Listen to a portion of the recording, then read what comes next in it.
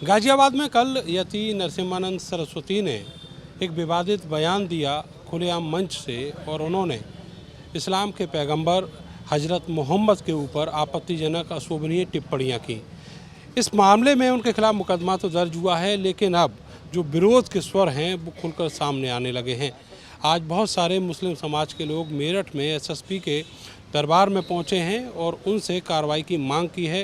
मांग ये है कि ऐसे व्यक्ति के खिलाफ कड़ी कार्रवाई होनी चाहिए जो किसी धर्म के पैगंबर पर कीचड़ उछालने की कोशिश करता हो।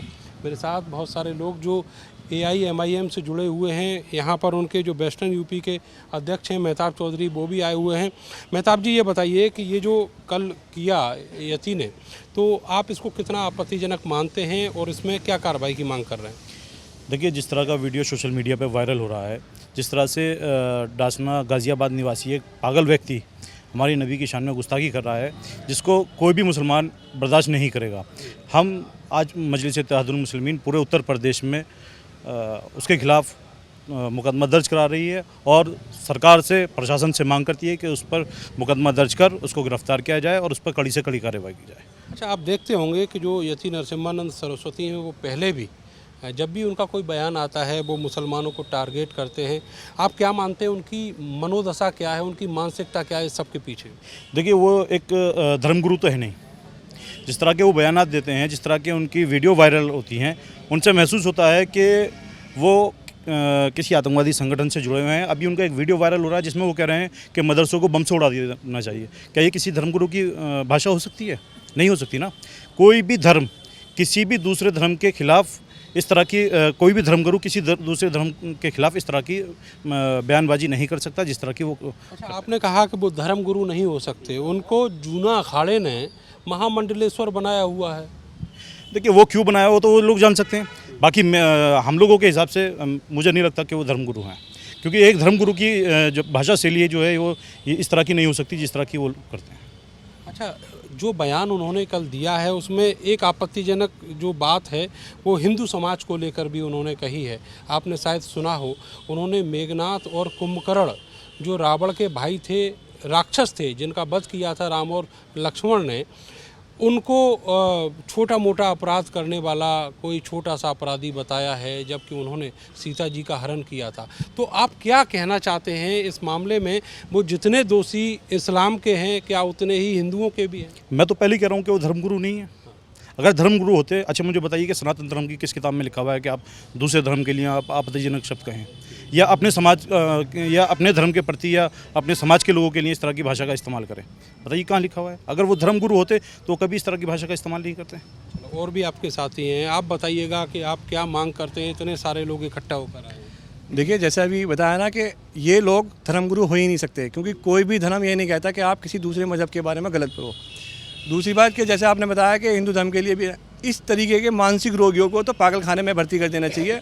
इन लोगों का खुला छूटना, ये समझ लो कि हमारे देश के अंदर जो प्यार मोहब्बत है, वो गंगा जमनी जो तहजीब है, उसको ये लोग तोड़ने का काम कर रहे हैं। वाकई कहीं ना कहीं इन लोगों के तार कहीं आतंकवादी संगठन से जुड़े हुए हैं कि कभी तो वो हिंदुओं के बारे में विवादित बयान देते हैं, कभी मुस्लिमों के बारे में देते हैं।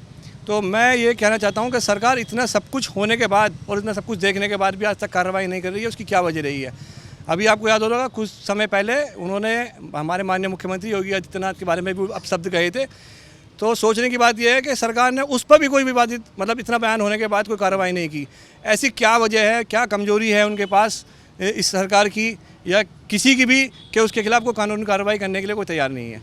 हमारा ये सवाल है और हमारी ये मांग है कि एक तो उनके खिलाफ कानूनी कार्रवाई होनी चाहिए। इन जैसे लोगों को पागल खाने में भर्ती करो या जेल में डालो उन्हें। इनका बाहर होना इस देश के लिए बहुत खतरा है, समाज के लिए भी खतरा है, आप भी मानते हैं? क्योंकि उन्होंने जिस तरह की भाषा का इस्तेमाल किया है, ना तो वो हिंदुओं के पैरोकार हो सकते हैं, ना वो मुसलमानों के पैरोकार हो सकते हैं। यकीनन बिल्कुल नहीं हो सकते हैं ना, वो हिंदुओं के पैरोकार हो सकते हैं। यकीनन वो एक आतंकवादी हैं, इस देश में इस समाज को तोड़ने का काम कर रहे हैं।